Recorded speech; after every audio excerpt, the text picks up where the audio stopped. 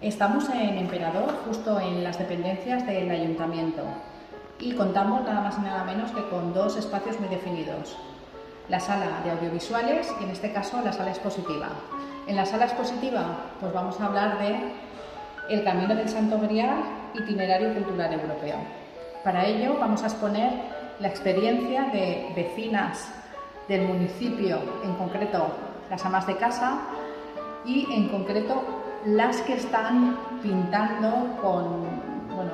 de una forma maravillosa lo que son los azulejos y la señalética del Camino del Santo Grial aquí en la provincia de Valencia y también en la provincia de Castellón.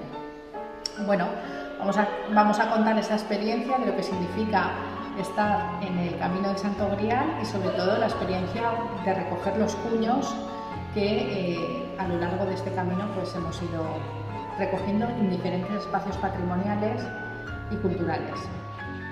No os perdáis la quincena cultural de Emperador, que comienza el día 20 de junio a las 11 aquí en el Ayuntamiento de Emperador.